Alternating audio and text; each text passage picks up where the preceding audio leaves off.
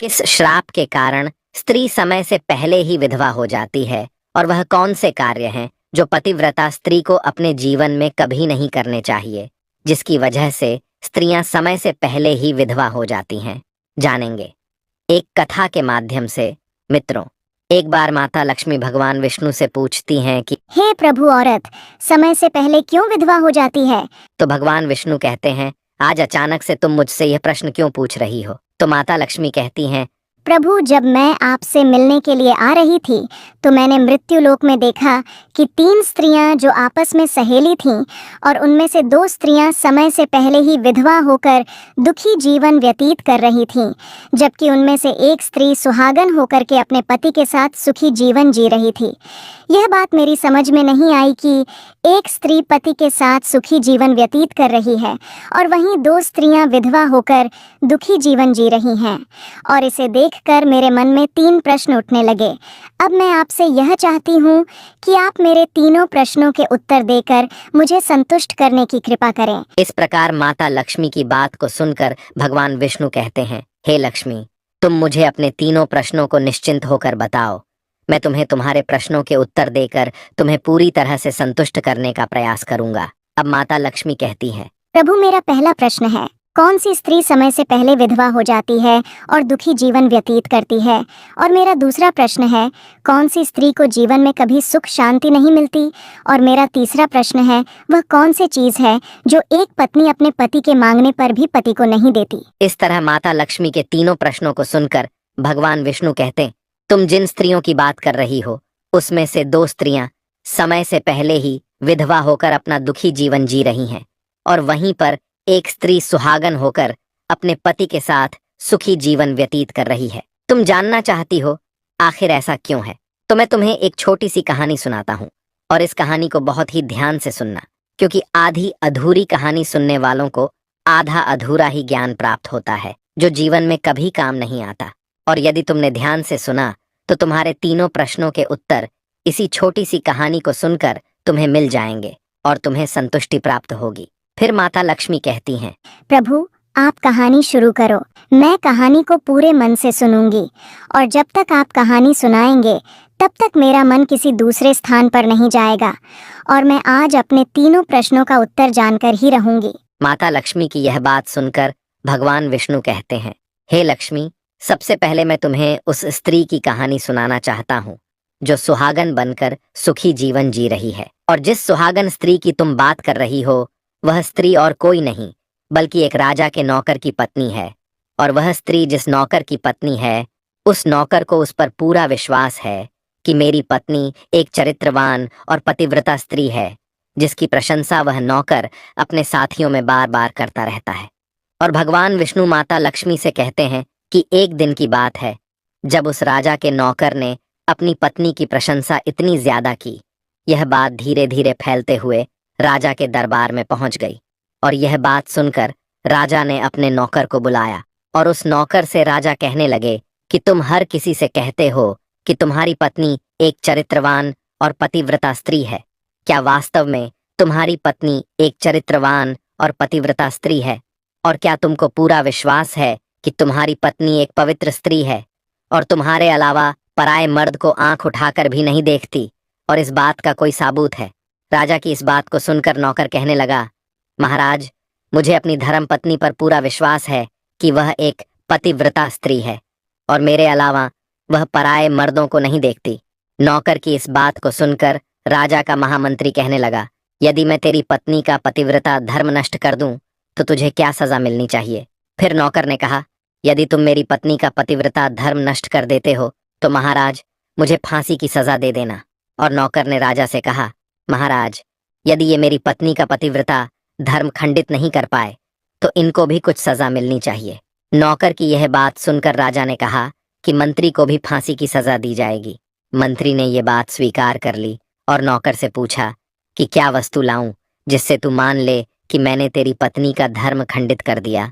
तो नौकर ने कहा, मेरे विवाह के समय पर मुझे एक मटका और एक कतार मिली थी, और ये दोनों चीजें मेरी पत्नी ने बहुत ही संभाल कर रखी हैं, क्योंकि ये दोनों चीजें सुहाग की निशानी हैं। यदि तुम यह दोनों चीजें मेरी पत्नी से लाकर मुझे दिखा दोगे तो मैं मान जाऊंगा कि मेरी पत्नी का पतिव्रता धर्म तुमने नष्ट कर दिया है।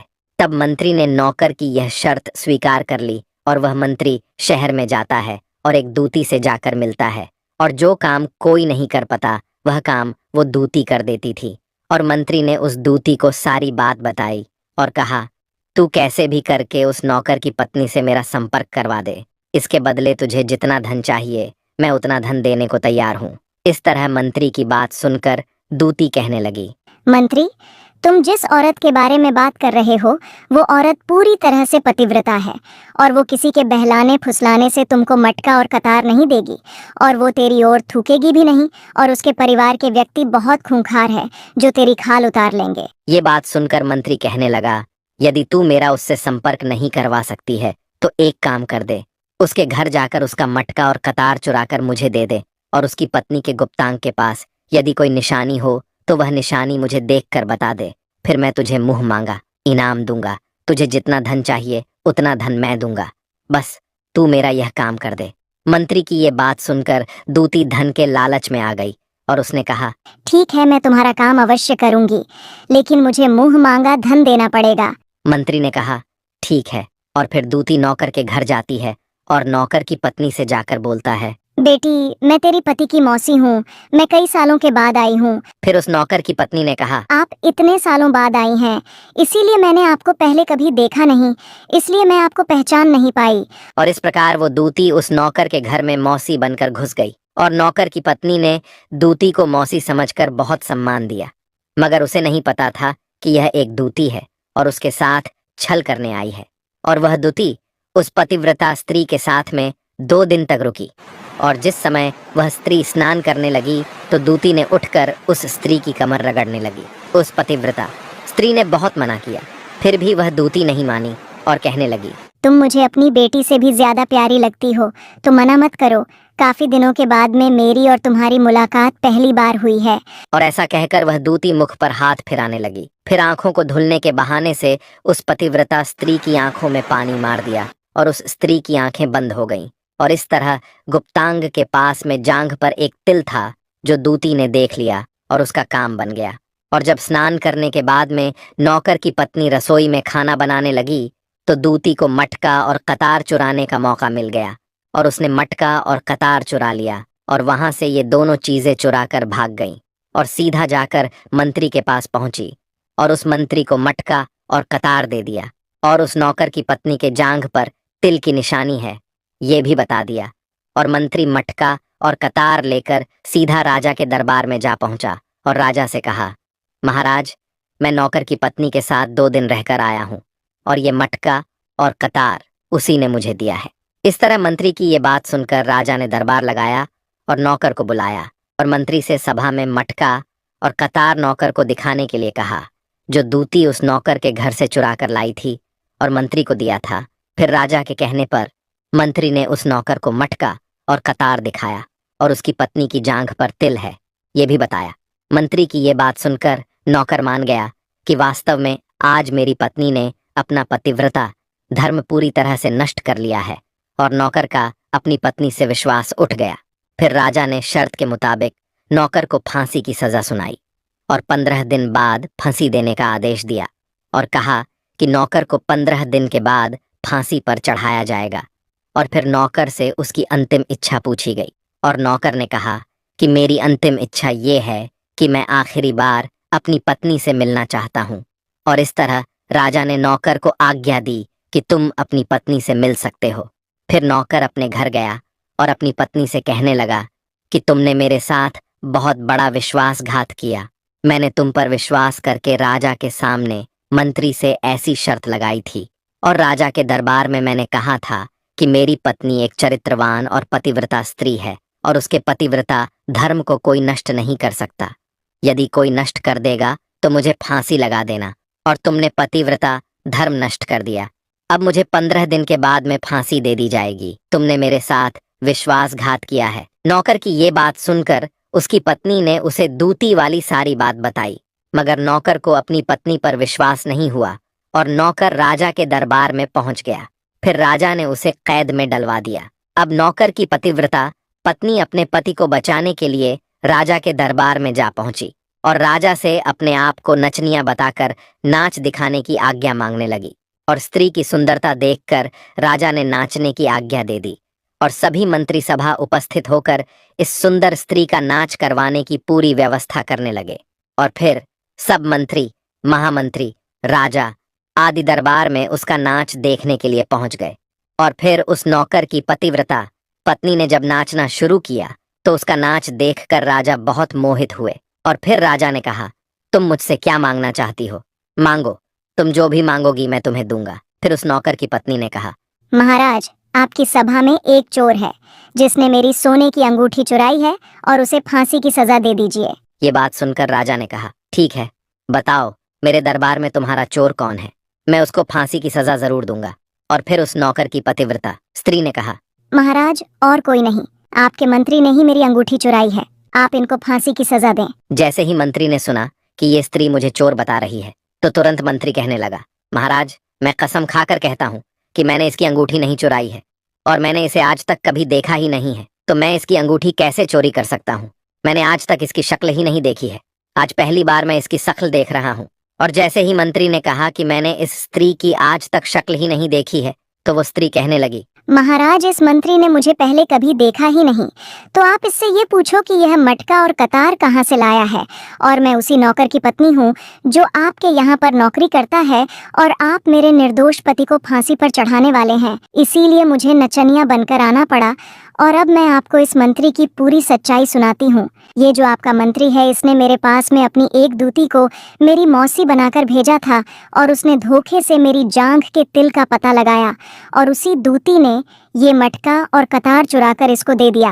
और आपके मंत्री ने इसके बदले उस दूती को बहुत सारा धन दिया है और मेरे साथ यही छल हुआ है महाराज, और मैं आज भी पतिव्रता हूँ। स्त्री की इस बात को सुनकर राजा ने दूती को बुलाया। फिर उस दूती ने राजा के डर से मंत्री की सारी सच्चाई राजा को बता दी, जिससे राजा ने उस नौकर को अपनी कैद से रिहा कर दिया और उसकी जगह मंत्री को फांसी पर चढ़ा दिया। और कहानी को आगे बताते हुए भगवान विष्णु कहते हैं, हे लक्ष्मी, इस प्रकार उस नौकर की पतिव्रता स्त्री ने अंत में राजा से कहा, महाराज, मैं अपने पति से बहुत प्रेम करती हूँ, मैं एक चरित्रवान स्त्री हूँ और मैं कभी भी अपने मुंह से अपने पति का नाम तक नहीं लेती हूँ। इस प्रकार भगवान विष्णु कहते हैं, हे लक्ष्मी, मेरी कहानी पूरी हो गई।